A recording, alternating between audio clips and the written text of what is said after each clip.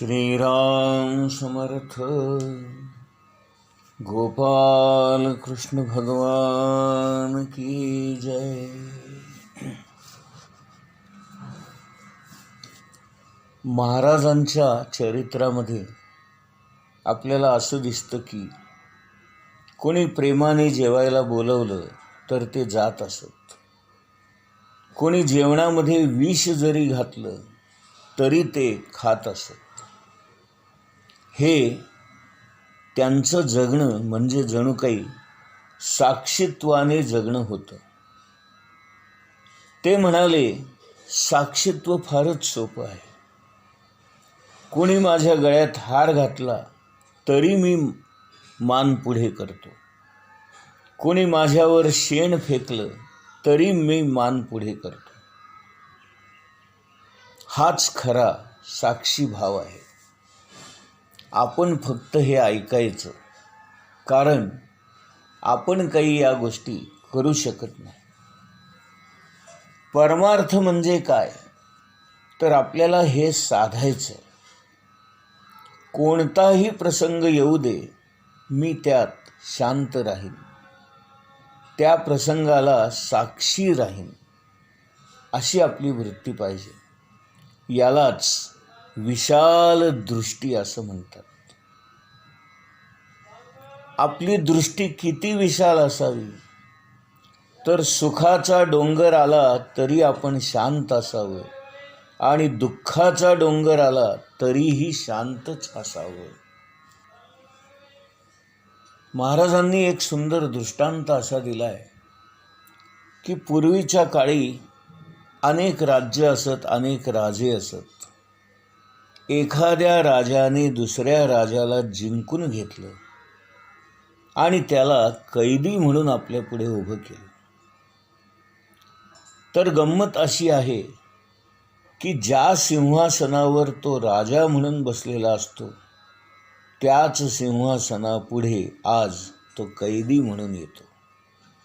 परंतु सिंहासनावर असतानाची त्याची जी मनस्थिती होती तीच सिंहासनापुढे कैदी म्हणून जेव्हा येतो तेव्हा तीच मनस्थिती घेऊन येतो. याचं नाव परमार्थ.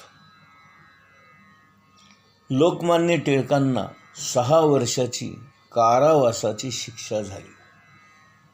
असं असून देखील त्यांनी सांगितलं की मी निरपराधी आहे आणि परमेश्वराचीच जर अशी इच्छा असेल की मी शिक्षा भोगल्याने देशाचं कल्याण व्हावं तर तसं हो.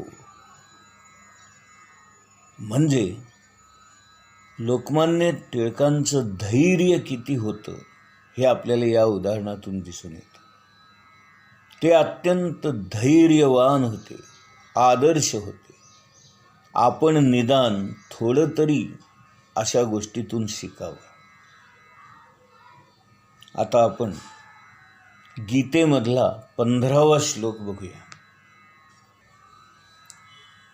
एवं ज्ञात्वा कृतं कर्म पूर्वैरपि मुमुक्षुभिः कुरु कर्मैव तस्मात् त्वं पूर्वैः पूर्वतरं कृतम्. एवं ज्ञात्वा कृतं कर्म पूर्वैरपि मुमुक्षुभिः कुरु कर्मैव तस्मात् त्वं पूर्वैः पूर्वतरं कृतम्. एवं ज्ञात्वा कृतं कर्म पूर्वैरपि मुमुक्षुभिः कुरु कर्मैव तस्मात् त्वं पूर्वैः पूर्वतरं कृतम्. प्राचीन काळातील सर्व मुक्त जीवांनी माझ्या दिव्य स्वरूपाला जाणून त्याप्रमाणे कर्म केले, म्हणून तू सुद्धा त्यांच्या पदचिन्हांचे अनुसरण करून आपले कर्म केले पाहिजेस. भगवान श्रीकृष्ण अर्जुनाला सांगतायत, अर्जुना, पूर्वी जे मुमुक्षु होऊन गेले त्यांनी असं जाणून कर्म केलं आणि म्हणून तू पूर्वीच्याही मुमुक्षूंनी त्यांच्याही पूर्वी केलेलं कर्मच तू करावंस.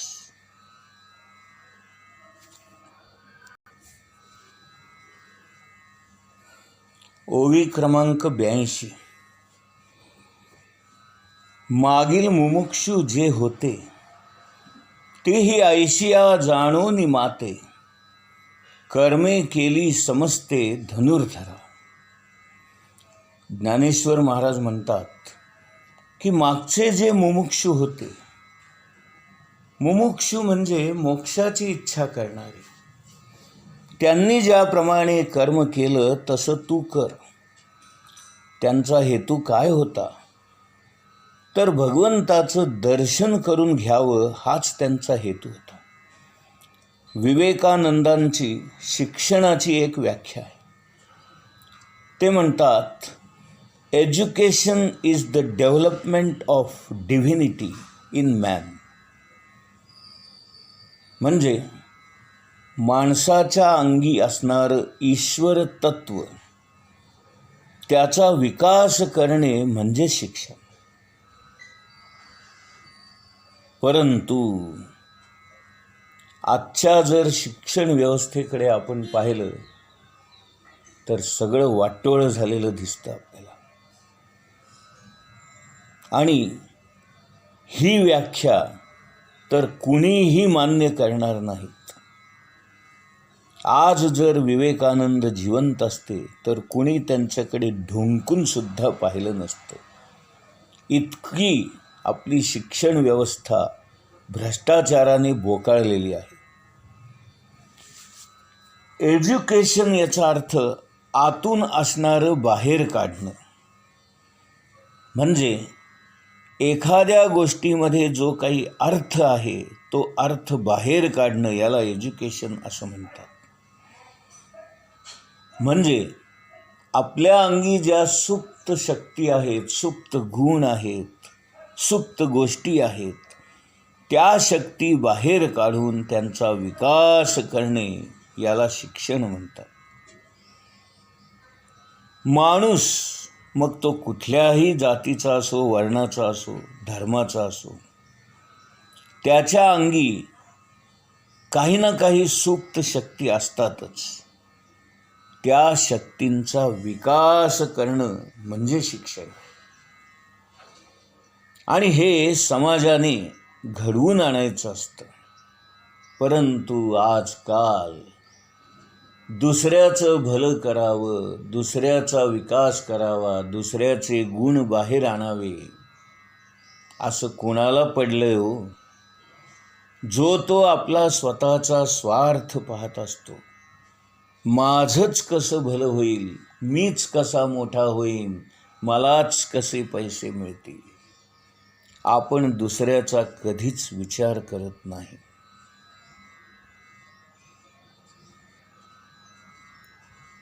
आपण आपल्या कर्माकडे पाहण्याचा आपला दृष्टिकोन बदलण्याची आजकाल गरज आहे. कारण प्रत्येकाचा दृष्टिकोन हा स्वार्थाने भरभटलेला आहे. दुसऱ्यासाठी कुणीही काहीही करताना आजच्या समाजामध्ये दिसत नाही. फार थोडी माणसं आहेत जी इतरांचं भलं चिंततात आणि फार थोडी माणसं आहेत जी इतरांचं भलं करतात. बाकी सगळी माणसं मी कसा पुढे येईन, माझं कसं चांगलं होईल, माझंच कसं भलं होईल आणि मलाच कसा पैसा मिळेल याचाच विचार करतात. महाराजांनी एक फार सुंदर उदाहरण दिले. ते म्हणतात, एका मंदिराचं बांधकाम सुरू होतं. त्या बांधकामासाठी लागणारे दगड आकारामध्ये फोडण्याचं काम चालू होतं. पहिल्या माणसाला विचारलं, तू का रे बाबा दगड फोडतोयस? तर त्याने उत्तर दिलं, काय करणार, दुसरा पर्यायच नाही, जगण्यासाठी आवश्यक आहे काम करणं, म्हणून मी करतोय. दुसरा माणूस होता, त्यालाही हाच प्रश्न विचारला. त्यानेही असंच उत्तर दिलं, पोट भरण्यासाठी म्हणून मला कर्म करावं लागतं, हे जर केलं तर मला पैसे मिळतात, त्यातून माझं जीवन चालतं. तिसरा म्हणाला, मी जे कर्म करतो आहे या कर्मातून एक भव्य दिव्य मंदिर उभारलं जातंय आणि हजारो माणसांना उद्या या मंदिरामध्ये आनंद मिळेल, मन प्रसन्न होईल, समाधान मिळेल, शांती मिळेल, भगवंताचे आशीर्वाद मिळतील.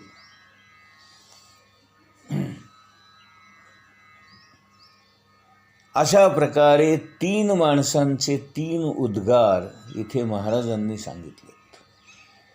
महाराज म्हणले, पहिला माणूस आहे तो प्रपंच करतो आणि म्हणतो की मी प्रपंच करतो, करावंच लागतो. हा माणूस कायम वैतागलेला, दुर्मुखलेला असतो.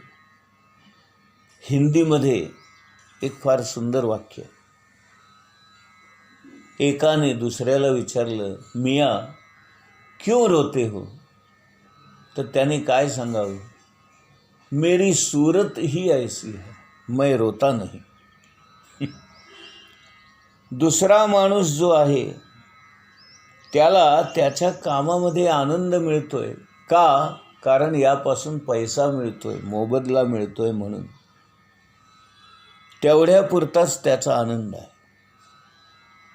तिसरा माणूस मात्र अत्यंत मनापासून आपलं कर्म करतोय आणि त्याला त्या कर्माचा आनंद मिळतोय, समाधान मिळतंय, तृप्ती मिळते.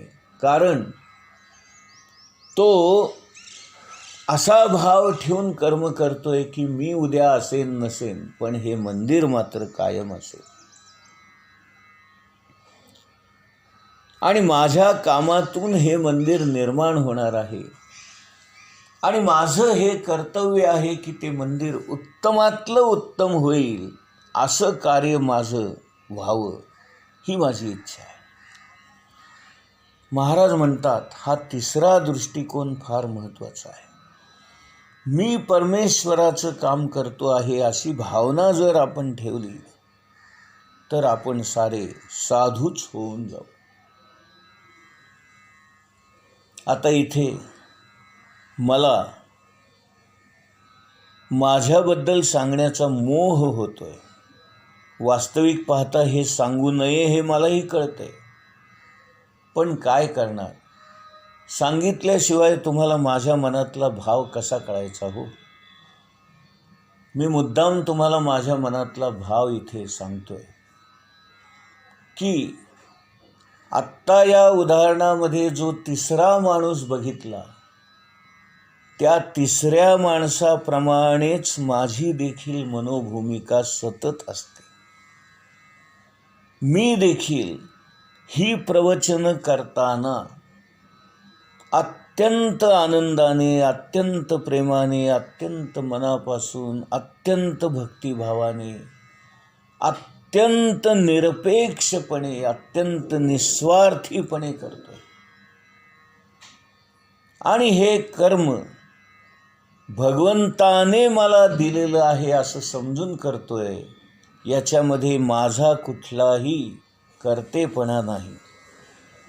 मी बऱ्याच वेळेला हे मान्य केलेलं आहे की मी रेडा आहे आणि ज्ञानेश्वर महाराजांनी जसं त्या रेड्याकडून वेद वदवून घेतले, तसंच अगदी या रेड्याकडून ते ज्ञानेश्वरी वदवून घेत आहेत.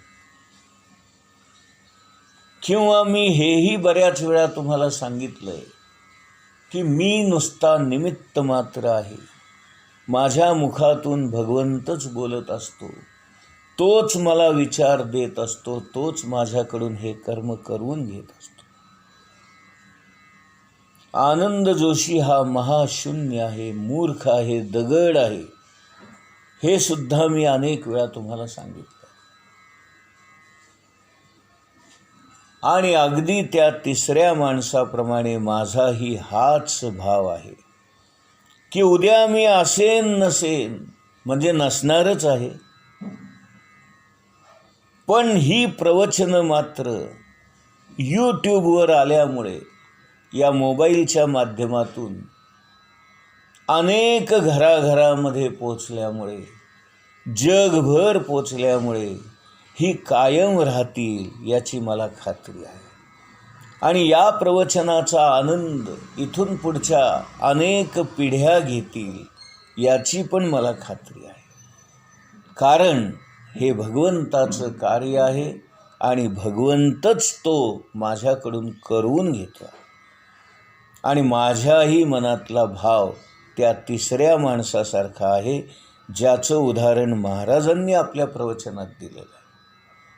अशा प्रकारे मी देखील स्वतःला भाग्यवान समजतो, आनंदी समजतो, समाधानी समजतो, तृप्त समजतो. का? कारण माझ्याही हातून हे भव्य दिव्य कार्य घडतं आहे. उद्या मी नसलो तरी यूट्यूबच्या माध्यमातून ही सगळी प्रवचनं जशीच्या तशी राहणार आहेत. मी नसेन, पण माझा आवाज मात्र या जगामध्ये कायमचा राहील.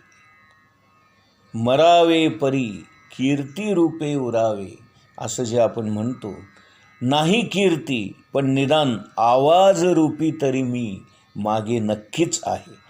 गोपाल कृष्ण भगवान की जय.